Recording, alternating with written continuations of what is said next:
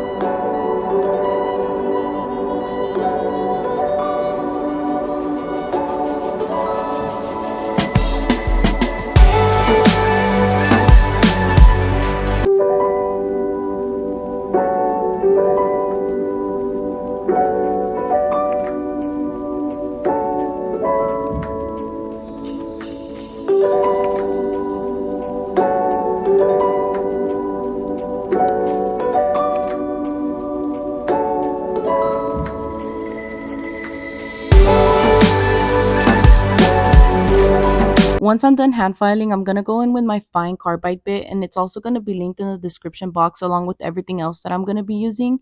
And I'm just using this to clean up the free edge, clean up the cuticle, and just smooth out the entire nail for a perfect base for my French tips or any design that I'm going to go on top with.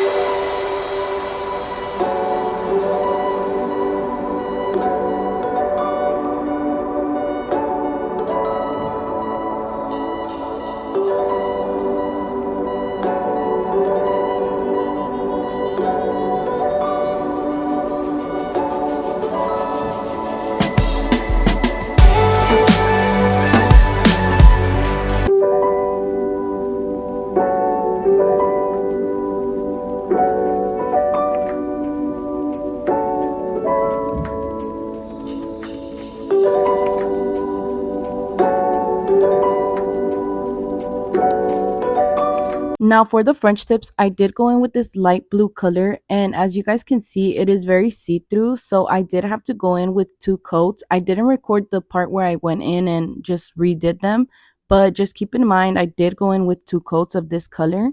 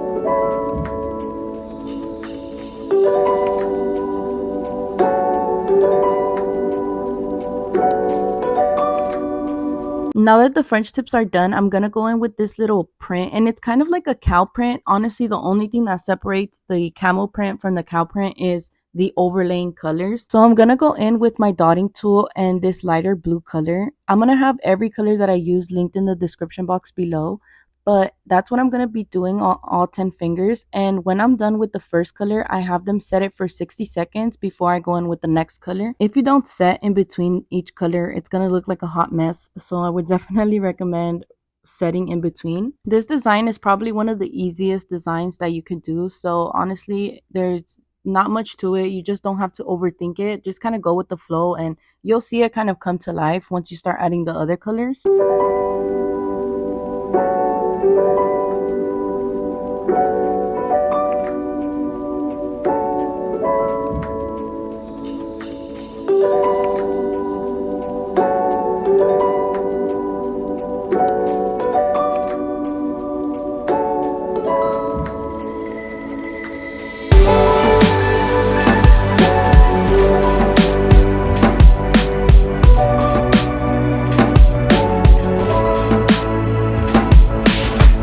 Now I'm going to go in with a different shade of blue, and this is what I mean by it's going to separate it from a cow print to a camel print, because as you can see, it just made a major difference within itself. This is not the last step. We're going to go in with a different color as well, like a brighter like Dodger blue, and pretty much doing the same thing, kind of overlaying each color and making sure that it all comes together. Obviously, you can just play it by the eye and see how you feel about it. If you don't feel like it's complete, you can add more, or it's really up to you and your client, however you guys decide that you want it to look. That pretty much wraps up this video. Thank you guys for watching and tuning in. I hope you guys enjoyed this video. Don't forget to like, comment, and subscribe if you haven't already, and I'll catch you guys on the next one.